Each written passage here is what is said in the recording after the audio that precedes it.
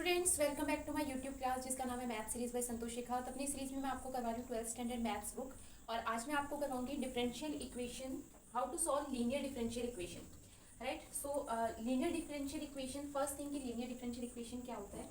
तो if any equation we can write in this form dy upon dx plus px, px means what, any function of x with multiply y and equal Q X. यहाँ पे P X और Q X क्या है, दोनों ही x के function है।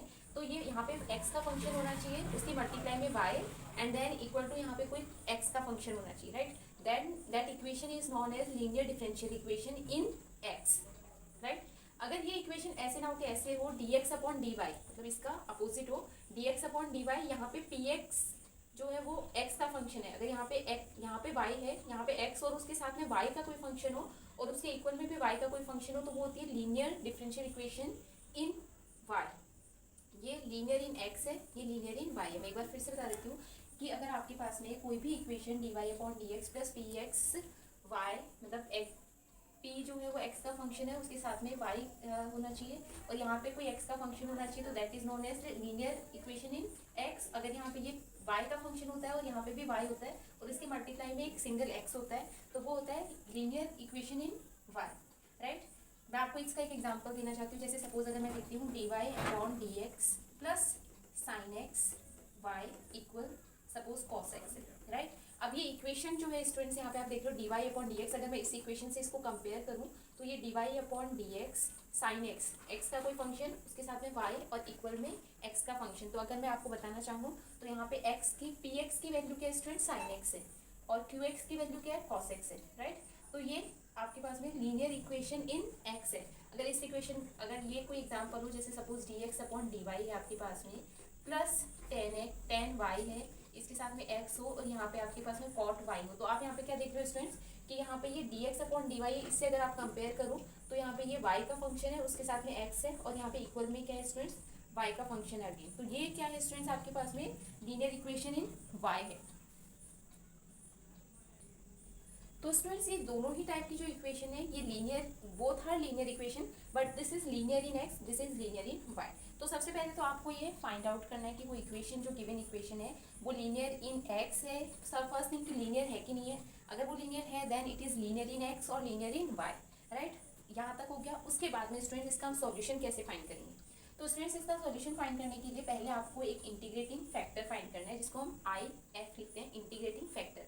Integrating factor students हम कैसे फाइंड करेंगे, आपको इंटीग्रेटिंग फैक्टर फाइंड करने के लिए एक्सपोनेंट पावर, एक्सपोनेंट के पावर में इंटीग्रेशन ऑफ, यहाँ पे ये p जो है वो क्या है स्टूडेंट, p जो भी आपको फंक्शन दे रखा है वो फंक्शन है। राइट, तो वो फंक्शन का इंटीग्रेशन, मतलब एक्सपोनेंट की पावर में उस फंक्शन का इंटीग्रेशन आपको फाइंड करना है, और वो जो भी सॉल्व करने के बाद में आपके पास में जो भी आएगा that is what, integrating factor. Clear students, integrating factor find करने के बाद में हम उसका सॉल्यूशन कैसे लिखते हैं स्टूडेंट्स, y मल्टीप्लाई में इंटीग्रेटिंग फैक्टर आपने जो भी फाइंड किया है वो equal integration, integrating factor multiply Q x, मतलब इंटीग्रेटिंग फैक्टर उसके मल्टीप्लाई में क्यू एक्स होना चाहिए। इन दोनों के प्रोडक्ट का आपको इंटीग्रेशन करना है एंड देन प्लस सी, एक कांस्टेंट आपको लिखना है। ठीक है, मैं फिर से बताती हूँ स्टूडेंट्स, आपको यहाँ पे y इंटीग्रेटिंग फैक्टर जो आपने फाइंड किया है वो इक्वल इंटीग्रेटिंग फैक्टर और क्यू एक्स के प्रोडक्ट का इंटीग्रेशन करना और प्लस सी, ये इसका क्या होता है स्टूडेंट्स, सॉल्यूशन होता है। क्लियर। अब स्टूडेंट्स वहीं पे अगर ये जो इक्वेशन है ये क्या है, लीनियर इन x का सॉल्यूशन है। अगर लीनियर इन y हो तो कुछ नहीं होगा स्टूडेंट्स, यहाँ पे सिर्फ क्या चेंजेस आएगा, अगर लीनियर इन y है तो यहाँ पे इंटीग्रेटिंग फैक्टर मल्टीप्लाई में यहाँ पे क्या आ जाएगा, x आ जाएगा, यहाँ पे हम y लिख रहे हैं यहाँ पे x लिख देंगे, और इंटीग्रेटिंग फैक्टर जो भी आपका ये क्यू एक्स है यहाँ पे क्यू वाई हो जाएगा क्योंकि वो y का फंक्शन होगा फिर, और ये dy और प्लस c हो जाएगा। एंड वन मोर थिंग, जब आप इंटीग्रेटिंग फैक्टर फाइंड करोगे स्टूडेंट्स इसका, तो इंटीग्रेटिंग फैक्टर क्या होगा, e raise to power P Y, अभी ये y का फंक्शन है तो dy हो जाएगा, यहाँ पे dx कर रहे हैं यहाँ पे dy हो जाएगा। राइट स्टूडेंट्स, तो ये चेंजेस आएगा। अब मैं स्टूडेंट्स आपको इसका क्वेश्चन सॉल्व करके बताती हूँ, क्योंकि मुझे लगता है कि क्वेश्चन सॉल्व करने से आपको कॉन्सेप्ट ज़्यादा अच्छा क्लियर होगा। राइट, ओके स्टूडेंट्स, तो मैं यहाँ पे एक्सरसाइज 9.6 का क्वेश्चन नंबर 3 ले रही हूँ, और क्वेश्चन नंबर 3 आपको गिवन है dy upon D x plus Y upon X equal X square. अब मैं स्टूडेंट्स एक बार इसका जो स्टैंडर्ड इक्वेशन होता है वो मैं लिख देती हूँ, dy upon D x plus P X Y equal Q X. Right, अब स्टूडेंट्स आप अगर इसको कंपेयर करो तो यहाँ पे dy अपॉन डी एक्स आ रहा है प्लस पी एक्स एक्स का कोई फंक्शन आना चाहिए उसके मल्टीप्लाई में वाई। तो आपको स्टूडेंट्स क्या देखना है, वाई के अलावा जो भी है वो पी एक्स है, मतलब एक्स का ही फंक्शन होना चाहिए वो, बट आपको वाई के अलावा जो भी बचेगा वो किस में लेना है, पी एक्स में लेना है। तो वो फंक्शन 1/x आ रहा है हमारे पास में, क्लियर है, इक्वल क्यू एक्स। यहाँ पे क्या होना चाहिए स्टूडेंट्स, एक्स का कोई फंक्शन होना चाहिए, राइट। तो ये इक्वेशन लीनियर इन एक्स है, ये सब कंडीशन को क्या कर रहा है, सेटिस्फाई कर रहा है। अब मैं एक बार आपको बता देती हूँ, यहाँ पे पी एक्स की वैल्यू क्या है, 1/x है, क्यू एक्स की वैल्यू क्या है स्टूडेंट्स, एक्स स्क्वायर है, क्लियर। अब स्टूडेंट्स, अब आपको क्या करना है स्टूडेंट्स, इसका इंटीग्रेटिंग फैक्टर फाइंड करना है। मैंने आपको क्या बताया था, इंटीग्रेटिंग फैक्टर क्या होता है, एक्सपोनेंट की power P x D x, मतलब पी एक्स मतलब जो फंक्शन है वो, और डी एक्स, तो ई 1/x डी एक्स। अब स्टूडेंट्स आपको पता है 1/x का इंटीग्रेशन क्या होता है, लॉग एक्स होता है, क्लियर स्टूडेंट्स। अब स्टूडेंट्स एक्सपोनेंट की पावर लॉग एक्स है, तो इसकी वैल्यू क्या हो जाएगी, मैं इसको एक्स लिख सकती हूँ, क्लियर। तो आपके पास में इंटीग्रेटिंग फैक्टर क्या आ गया स्टूडेंट्स, एक्स आ गया, क्लियर।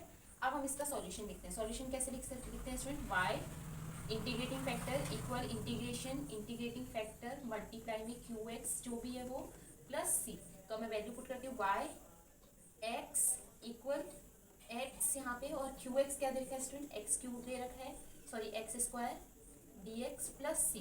तो जब आप इसको सॉल्व करोगे, x cube d x plus c, integration करने के बाद में स्टूडेंट्स यहाँ पे क्या आएगा, x raise to power 4/4 plus c आ जाएगा, और यहाँ पे एक्स वाई आ रहा है, क्लियर स्टूडेंट्स। तो हमारे पास में सॉल्यूशन ये आ रहा है। आप चाहो तो ये एक्स को इस तरफ भी ले सकते हो, अगर चाहो तो आप वाई इक्वल, इसको अगर मैं पूरी इक्वेशन को एक्स से डिवाइड कर दूँ तो ये एक्स क्यूब अपॉन 4 प्लस सी अपॉन एक्स हो जाएगा, या फिर आप चाहो तो वहाँ पे भी सॉल्यूशन को छोड़ सकते हो आप, क्लियर स्टूडेंट्स। तो इस तरीके से हम क्या करते हैं, इसका सॉल्यूशन फाइंड करते हैं जो कि लीनियर इन एक्स है। एक और क्वेश्चन लिया मैंने स्टूडेंट्स, यहाँ पे क्वेश्चन नंबर 8। आपको ये क्वेश्चन गिवन है, सबसे पहले तो स्टूडेंट्स इसको हम जो स्टैंडर्ड फॉर्म होता है उसमें हम लिखते हैं, तो डी वाई, ये स्टूडेंट्स हम क्या करेंगे, इसको पूरी इक्वेशन को मैं पहले इसको हम डिवाइड कर लेते हैं, 1+x² डी वाई, ये स्टूडेंट्स यहाँ पे हमें दे रखा है। तो स्टूडेंट्स हम क्या करेंगे, ये वाली टर्म को उधर ले जाते हैं एक बार, तो ये cot x माइनस 2xy और ये dx हो जाएगा। अब स्टूडेंट्स हम क्या करेंगे, यहाँ पे ये जो dy अपॉन ये dx को मैं इसके अपॉन में लिया, तो dy अपॉन dx इक्वल ये cot x माइनस 2xy, और ये जो है इसको हम इसके अपॉन में ले लेते हैं, तो हमारे पास में ये इक्वेशन आ जाएगी। अब स्टूडेंट्स हमें इसको dy अपॉन dx, हमें क्या चाहिए स्टूडेंट्स, अगर मैं इसको देखूँ y वाली टर्म कहाँ आ रही है स्टूडेंट, इसमें आ रही है, तो इसको मैं क्या कर सकती हूँ, इधर अगर लेके आऊँ तो ये 2xy upon 1+x² equal cot x upon 1+x², right. अब स्टूडेंट्स आप यहाँ पे क्या देख रहे हो कि ये dy अपॉन dx, यहाँ पे y आ रहा है, और ये जो पूरा है ये क्या आ रहा है आपके पास में, x का फंक्शन, और ये पूरा x का फंक्शन। तो अगर dy upon dx pxy equal qx standard form में है। अब स्टूडेंट्स यहाँ पे px की वैल्यू क्या होगी, 2x upon 1+x² and qx equal हो जाएगा cot x अपॉन 1+x², ये हो गया स्टूडेंट्स। अब स्टूडेंट्स आपको क्या करना है, इंटीग्रेटिंग फैक्टर फाइंड करना है। इंटीग्रेटिंग फैक्टर क्या होता है, एक्सपोनेंट की पावर 2x 1+x² dx। अब स्टूडेंट्स आप यहाँ पे क्या देख रहे हो, ये जो डिनोमिनेटर में है उसका डिफरेंशिएशन न्यूमरेटर में गिवन है, और जब भी डिनोमिनेटर में जो है उसका डिफरेंशिएशन न्यूमरेटर में अगर गिवन है तो आपको क्या करना है, e raise to power log 1+x² उसका क्या हो जाता है स्टूडेंट्स, इंटीग्रेशन हो जाता है। अगर आपको ऐसे समझ में नहीं आ रहा तो मैं एक बार साइड में आपको करके बताती हूँ। आप 1+x² को t एज्यूम कर दो, ये जब आप उसको डिफरेंशिएट करोगे तो 2x dx इक्वल dt आएगा, तो इसके प्लेस पे आप क्या पुट कर सकते हो, dt पुट कर सकते हो, तो ये क्या हो जाएगा student, E raise to power dt upon t हो जाएगा, और 1/t का इंटीग्रेशन क्या होता है स्टूडेंट्स, log t होता है, तो वापस वही आ जाएगा। तो आप डायरेक्ट भी ऐसे कर सकते हो स्टूडेंट्स, और अगर आपको नहीं समझ में आता है तो आप ऐसे भी कर सकते हो t एज्यूम करके। आप हमेशा स्टूडेंट्स ध्यान रखो कि जब भी आपको कोई फंक्शन दे रखा है और डिनोमिनेटर में जो फंक्शन है न्यूमरेटर में उसका डिफ्रेंशिएशन अगर गिवन है तो उसका जो इंटीग्रेशन होता है वो होता है लॉग, और जो भी फंक्शन आपको दे रखा है वो। अब अगेन स्टूडेंट्स आपके पास में ये दोनों 1 हो जाएगा, तो ये 1+x² आपके पास में क्या आ जाएगा, इंटीग्रेटिंग फैक्टर।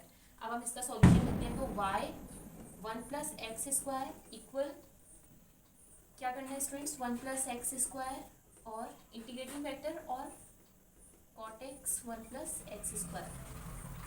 ठीक है, इससे ये टर्म ये dx हो जाएगा प्लस c, इससे ये टर्म कैंसिल हो जाएगी। आपके पास में क्या बचेगा, cot x dx plus c। अब स्टूडेंट्स cot का जो इंटीग्रेशन होता है स्टूडेंट्स, वो क्या होता है, cot को हम क्या लिख सकते हैं, मैंने आपको अभी भी बताया। तो cot को आप क्या लिख सकते हो students, cos x upon sin x लिख सकते हो, राइट। और sin x का डिफरेंशिएशन क्या होता है स्टूडेंट्स, cos x होता है, राइट। तो आप क्या लिख सकते हो स्टूडेंट्स, इसको log sin x लिख सकते हो प्लस c, और आपके पास में यहाँ पे 1+1x² क्या आ रहा है। तो स्टूडेंट्स ये हमारे पास में क्या हो जाएगा, इसका सॉल्यूशन हो जाएगा। इस तरह से हम क्या करते हैं स्टूडेंट्स, सॉल्यूशन फाइंड करते हैं किसी भी इक्वेशन का। Clear students. अगर आप चाहो स्टूडेंट्स तो इससे इस आंसर को आप ऐसे भी लिख सकते हो, मैं इधर लिख के दिखा देती हूँ आपको। 1+x² से अगर आप पूरी इक्वेशन को डिवाइड कर दो तो वैसे भी लिख सकते हो, ऐसे भी ठीक है। और अगर आपको वैसे लिखना है तो y इक्वल ये 1+x² से अगर मैं इसको डिवाइड कर दूँ तो 1+x² ऊपर जाके इन्वर्स हो जाएगा, और ये log sin x plus c और 1+x² का इन्वर्स रहेगा यहाँ पे स्टूडेंट्स। क्लियर। तो आप वैसे भी अगर चाहो तो वैसे भी लिख सकते हो, ऐसे जैसे मैंने आपको लिख के दिखाया ऐसे भी लिख सकते हो, और ऐसे भी करेक्ट है। Clear students.